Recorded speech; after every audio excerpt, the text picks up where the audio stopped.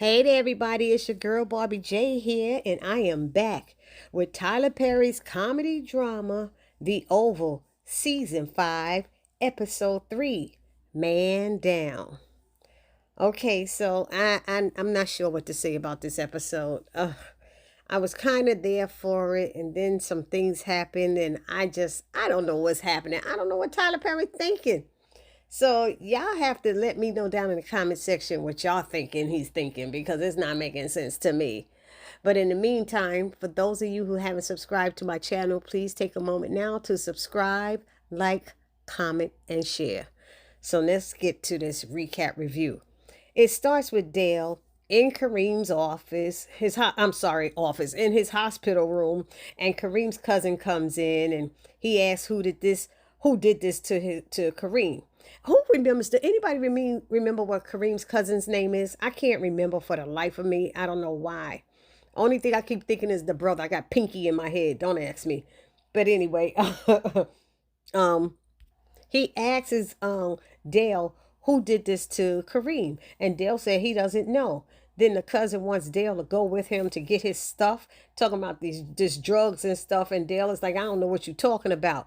And the cousin is saying, yes, you do. Yes, you do. And he's like, no, I don't. He said, but you pulled that gun on me and stuff. He said, I was defending myself against you. I didn't know what was going on.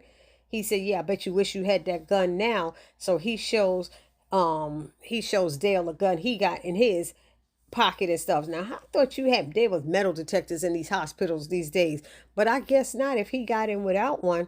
So he told Dale he's going with him, and Dale's like, no, I'm not. And he said, oh, yes, you are. And he pulled out that gun and had it in Dale's back and told him, now move. No, he didn't put it. First he put it at him, and then he put it in his pants and told him to go and move. And he walked him out of the hospital room. Then we have Victoria. She coming out of the bunker and runs into Donald. He asked to talk to her and then told her what Eli did. She didn't even care and told him, then girl step or step girl or whatever she said. She tried to do that little gay stuff like Veronica used to do. I think Veronica did it better, to be honest. Veronica and the have-nots. Anyway, so he started telling her how Eli can get access to their files and other things to bury them all. And then he noticed that she wasn't even concerned about it at all. And he said, oh, wait a minute. You got a master plan, don't you? And then he said, oh, Ish, you're working with him. And she denied it, saying, Victoria denied it, saying that he was paranoid and everything. And Donald said, no, no, no, no. I know you, lady. You got a damn plan. And so she wants to go to bed and said, we could talk about this in the morning. He said, no, it might be too late. He's like, let's talk about it now. And she said, girl, bye. And then she came back and said, you know what? On another second thought, she told him he needs to leave now. And she told Agent Kane not to allow Donald into the bunker to talk to Simone and told him that if he does, she will have him serving in Siberia. I said, damn, okay. So, anybody want to go to there. So next we have Bobby.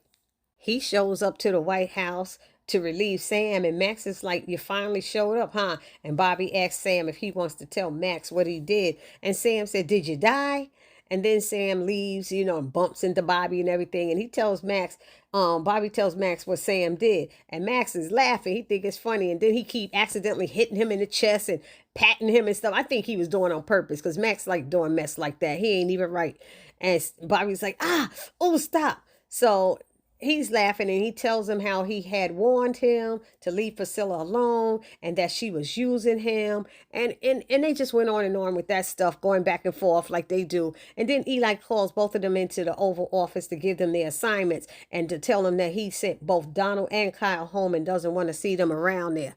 But it looks to me like he was actually only talking to Max. I don't know why. And then Bobby asks him, did he want us to get his wife or protect his wife or something like that? He said, no, that'll be okay. She's fine. She's with the kids or something like that, away with the kids. And he's like, oh, okay, sir. But then when Eli gives them their assignments, he tells Max to stay on the president. I'm like, I thought you were the president now. So why you didn't tell him to just stay on Hunter? But you said the president. I said, okay. What do I know? And then Bobby will work with this other guy, his other guy. So I guess he got another guy who's on his side. Then there's an issue with Max wanting to have Kyle with him guarding Hunter's room, but Bobby thinks it's a bad idea, and Eli thinks it's bad as well. but he's going back and forth with it. So he thinks it over, and then he goes along with Max's plan. And then they leave the Oval arguing and fussing like little girls or something, whatever. That's what something that Eli called them. Okay, ladies, out or something like that. But then anyway, now we have Lily. She comes downstairs, and Alonzo is standing in her living room waiting for Donald, who told him to meet him there. And she asks what's going on at the White House. But Alonzo doesn't tell her. He's like, it's classified. And she's like, you know what? You don't know Ish. She's like, yeah, y'all just know nothing. Anyway, she felt that he knew, but just didn't want to tell her. But she was trying to get under his skin, I guess. Then Lily makes him turn around because she wants to know why is Donald got him standing here. And she tells him that something happened with a dead body up there. And he's like, what? And she said, oh, you don't know? And so she tells him to turn around and bend over so she can see his butt. She tells him nice butt and tells him that Donald has him there because he wants to have sex with him. And Alonzo's like, I don't think so, ma'am. I doubt it and stuff. And she tells him about the other guy, like I said, who got shot up in the bed, and tell him that I'm going to be sleeping in the other room. He could sleep in the bed that had the bloody body. And she told him to make sure he uses a condom or something like that. I said, damn. And she walks out. Alonzo standing there looking all crazy. So then Donald asks the doctor how Hunter's doing and asks did he give him everything he can like they discussed. And Donald wants Hunter up and alert, but the doctor is telling him that they can't rush this process, that it takes time.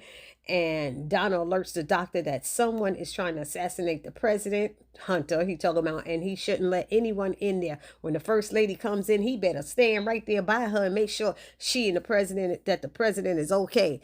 And he's like, even if it's the first lady, he said, especially the first lady. So the doctor said okay, but he was refusing to give any more drugs of sorts or something to Hunter because there was also, I think he said, an issue with his kidneys or something, and if he gives him too much stuff it might not react well and it might be even worse. And that makes sense. Then Max comes over to stand guard in front of the door as Donald when the doctor goes in. And Donald asks, what's he doing there? And he tells him that I was given orders, from the president. He said, you couldn't because the president's in there. He said, President Eli, So Donald's like, well, you can't stand here by yourself. And he said, oh, I won't be. That the president asked for Kyle to stand there as well. So Donald's like, what's he up to? He must be up to something. And y'all know why he said that, because he had just fired Donald and told him to take Kyle with him. So Donald's like, what's up with that? Something ain't right. And then he leaves. So now we see Alan in his jail cell. Oh boy. And they put an inmate in there with him. And this guy keeps, I say an inmate, they don't have numbers yet, I don't think yet. I don't think they at that process. But they put another guy in there with him. And this guy keeps trying to talk to Alan. And Alan's not responding, not even looking at him. And then the guy tells Alan that he really effed up. And he's like, what? And he said, yeah, I'm in here for you. He said that my boss, they sent me here just for you. That he stole the wrong ish from them or something like that. And Alan's like, I don't know what you're talking about. I didn't take nothing. And this guy is like, well, that's not what they think. And that's why I'm here. And he shows him he has a shank and told Alan that he will make it quick. And he told him that as soon as the lights go off and the guards change, he's going to take him out. And Alan's like, wait, you ain't got to do that. Why you going to do that and stuff? He said, look, ain't nothing I could do because they sending some people after my family. If I don't do this, my family gets killed. So I have to kill you. He said, that's messed up, right? That's messed up, right? I said, oh, shoot. Alan's tried to call for the guards and stuff. And the guy tells him that they paid off the guards to get him into that cell. So calling for them won't help. I said, damn. And that's the way it goes, ain't it? Now we have Donald trying to get into the bunker to talk to Simone. Victoria told Agent Kane, not to allow him in. So Donald talks his way in by telling Agent Kane that Victoria will not protect him when she burns this place down. So he lets Donald in to talk to Simone, and he brings her a bottle of water and then tells her that he thinks that Eli is working with Victoria. Simone does not believe him for a minute and says that they are all full of ish. So Simone tells Donald a little of what Victoria told her about Hunter and Eli being the president now. And Donald told her that it was true. And Simone said, I want proof. And he said, it's not public yet, but it will be in the morning. Then he said he needs to talk to Eli. Oh, she said she needs to talk to Eli. That's the only person she want to talk to get this confirmed. She needs to talk to her husband. And Donald said he can arrange it. But he really can't. So Donald was lying to her. He can't arrange it because Eli don't even want to see him and he fired him. So Donald didn't even tell her that he was fired or let go, however you want to put it. So he's telling her he could arrange it, but he needs some info from her first. And she's like, what? And he asked her what she and the first lady were fighting about. And she told him that Victoria said she was effing her husband. And Donald said, I see. And Donald asked, is she? Is she? And Simone said, I don't know, because Victoria lies so much. And Donald agreed that she does. So he asked, well, why would you think that? And then she told him, because she caught them on the phone together or something like that. And he asked some other questions. She said, look, you asking a lot of questions and stuff. What's up? I want to see my husband, and talk to him. So Donald's saying, like, okay. He said, this makes a lot of sense now. And she's like, what do you mean? And she said, when Hunter got sick, that was the first thing she did. She immediately asked for Eli. But he also let Simone know. He asked her because she's like defending her husband, and he said, so how long have you been down here? And has he come to see you? And she was like, whatever. She was trying to stick by her man, but she know he had a point. And now we see Richard talking to Nancy, and she's acting a little crazy. Then she says that Barry is dead, and Richard didn't respond to it. And Nancy tells Richard that, she saw Callie and that she was dancing around, and that the Rakadushi people are nice. And then Nancy was trying to do a handstand on her head in the bed, and Richard stopping her saying, no, don't do that. Then the doctor comes in and asks how things are going. And he's like, this is not good. Nancy's like, I want to go home. She said, I'm better now, right? And she said, she doesn't like it there because it's too many white people. And Richard apologized for her. Doctor's like, that's okay. Cause he was like, cause he asked her why she don't like it. She says, too many white people. What can I say? So he asked the doctor if there's anything he could give Nancy to help her stop this or get out of this stuff out of her system. And he said, no, like, you just got to let it go. So then Richard tells the doctor he has to go to the morgue to identify a body, which is something he's been putting off. So the doctor gives him directions to the morgue, which is downstairs in the hospital, and Richard leaves. So now we have Jason at the Rakadushi compound eating and talking to, I can't remember what y'all told me that guy's name is. That guy that kind of resembles him. I forgot his name again. But he wants to leave because he says he has overstayed his welcome. Then he asks, what is this place? And he's told that, they're at the compound. They despise the government and they don't like the government telling them what to do and all this stuff. So the guy is telling Jason that he likes him. And then he told him that if the highest cannot see him tonight, that Jason can rest there and they'll get him a phone and everything in the morning. And Jason's saying he can't stay tonight. But the guy is insisting that he eats up and gets some rest. And Jason was hungry, so that's what Jason did, was eat. Now we have Richard. He's downstairs at the morgue. Oh boy, to identify that body. And Richard asks that police officer or guard or whatever he is, what is the cause? Did he know what the cause of the death of this person, the body he's about to identify, was? And he said they're not sure, but it looks like a drug overdose. So Richard goes inside of the room. The attendant inside pulls open the drawer, and the body looks so badly beaten up. I'm telling you, it looked beaten up. And Richard looks at it and like does a blow, like out a sigh or something of air, and we don't get any answer because it switches over to the White House. I said, damn, they gonna make us wait till next week again. So now we see Victoria in bed calling Eli, and he answers, hi, beautiful. And she wants him to come up to the residence, and he's not sure it's a good idea. And she tells him that she really wants to get him in her bed, up there. But if he doesn't come to the residence, then she'll come down there. And he said, yeah, that sounds like a good idea. And then Eli tells her, that he put Max on the president, and so that if the president dies, there'll be no liability on his part. And Victoria thought that was a good idea.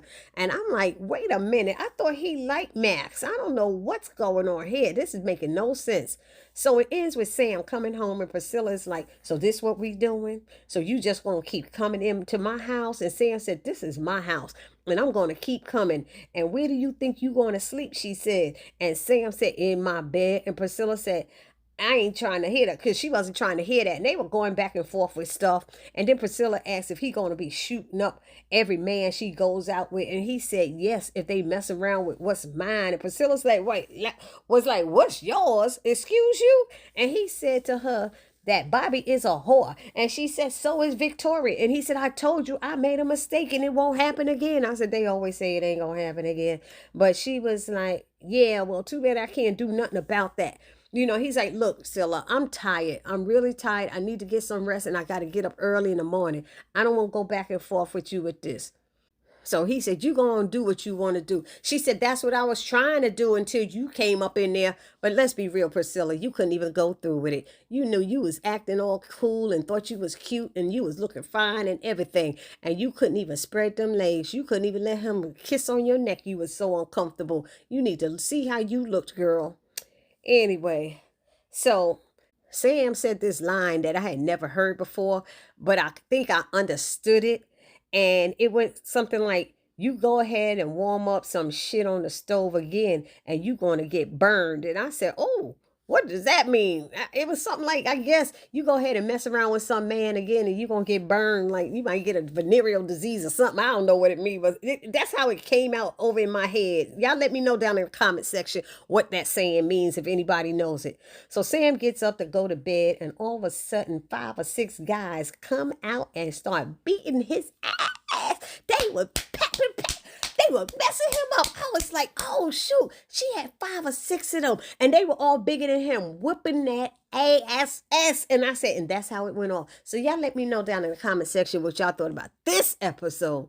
I was like, that was one of the most exciting parts of the whole damn show.